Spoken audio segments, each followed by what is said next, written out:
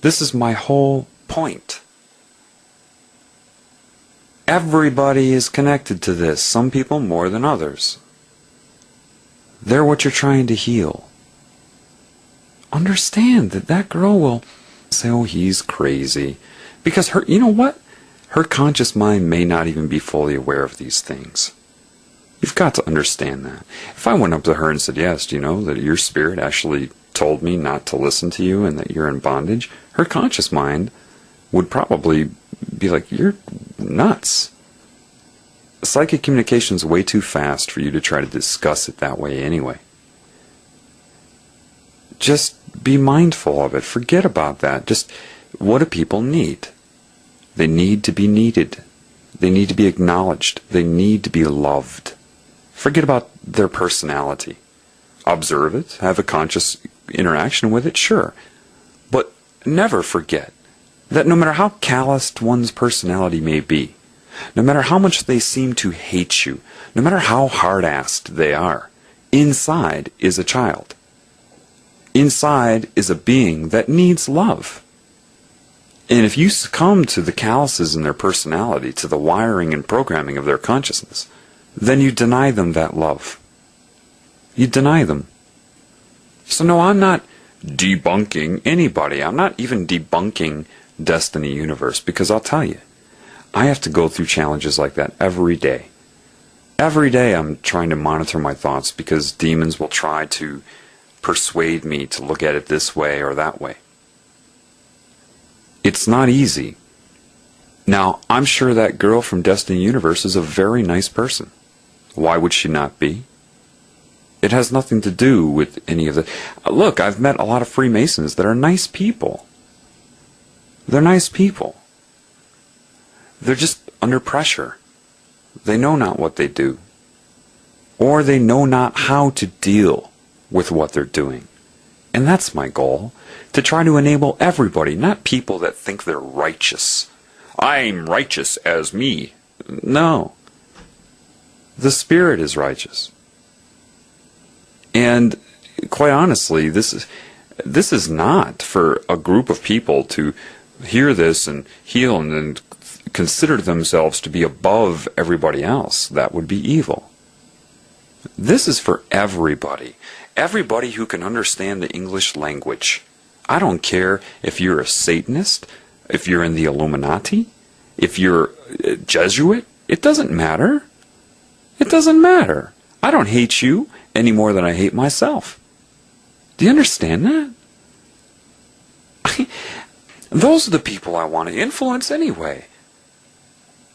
I'm not coming to you like David Icke and saying, I'm not trying to persuade you. I wouldn't do that. You can give information without trying to persuade people. What? No, I am very much trying to persuade you. I don't need to use reverse psychology to tell you that I'm not, so that I can sit there and persuade you for 5 hours. And my target audience, it's the Satanists and the Illuminati and anybody that is really controlled by this. That's who I'm trying to help. And yeah, I understand they hate me. I do. As much as an alcoholic would hate me if I threw their alcohol away. I understand that. I've had addictions. I have them. I know. I'm not perfect, and they know I'm not perfect. Hopefully that will make me credible in their eyes, to see that I admit that I'm not perfect. And I'm not saying to them, I am more perfect than you. I'm saying, I'm struggling, man.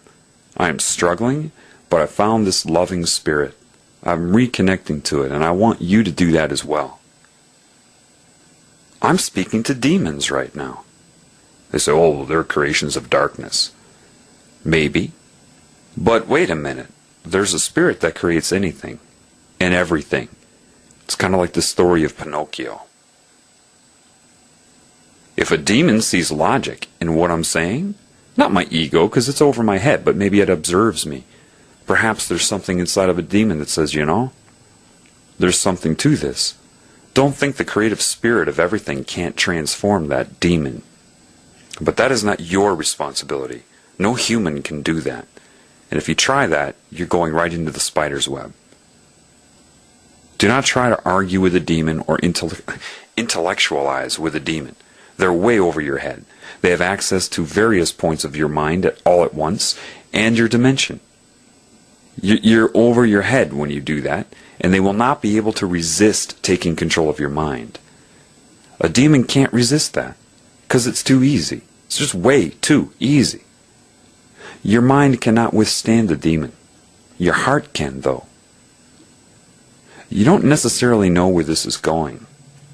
You have to walk the path. But holding resentment and hostility, and that's why they'll come at, even after me saying this, they're going to try to prove to me that I hate them.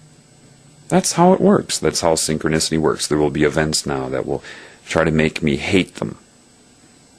Well, my ego isn't infallible. That may happen for an hour here or there, but the truth is the truth. And as far as hating anyone, hating any group on this planet, that's just not fair. I think the original group that started this whole thing on planet Earth, look at it from a different way. What if the demons in this cancer consciousness descended upon Earth and found a human race the smartest one and upgraded them so they could be used, and those people had nobody to get help from? They would ask other species, other humans, help, help. No one could help them because it was the initial infection. It's not their fault. Not their fault. The problem is guilt and shame. And that's the one the Spirit really needs to work on, because the people that have been controlled like puppets to do the most horrific things, down to eating babies, feel like the creative Spirit could never accept them again. Well, I have a surprise for you. Yes, it can. You just are not looking at it correctly. And no, that doesn't mean, oh, well, okay, if it'll accept me, I can do it for another week. No, because the very moment you want its acceptance, it will start to transform your paradigm. You will suffer if you do it then. Once you decide to choose God, you will suffer if you do those things. I mean, whenever I would deviate from it in any way, it would rock me. But not to hurt me or to condemn me. It's saying, I'm taking over now. You're in therapy, buddy. That's kind of what my life is like. I get strong intervention when I deviate from this. So would anybody in the Illuminati. But it doesn't mean that it can't help you. Cancer is the most violent thing in your body. Or what about an autoimmune disorder where you're attacking yourself? Can you imagine how that's played out on the cellular level? Same thing as eating babies. It's the same thing. And only love can spontaneously heal cancer. You're not going to hold the cancer cells in guilt and shame, or else they will not heal. And because you need your body, your system, your consciousness manifestation to be synergistic, holistic, and in harmony and in love, there's no way you could hold parts of your body in guilt for becoming damaged or disconnected. The creative Spirit does not hate you for insanity, for it knows that you're insane. It is you that is in judgment of yourself. It is not, because it knows if you're disconnected from it, you will fail. You will become this way. It already knows that. Therefore, how can it judge you or condemn you for it? It knows you can't work if you're disconnected from it. It knows that about Satan or the cancer consciousness or the alien beings, anybody a part of that agenda, the predatory agenda. It knows that. So if it's telling you this, knowing that, what does that tell you? The people that have done the worst things in life are the ones the Spirit wants to activate first. They're so important to the Spirit. You have no idea how much you mean. And it's your guilt because you were conned into doing things to your own kind that you cannot forgive yourself for anymore. You think it's too late. I made a contract,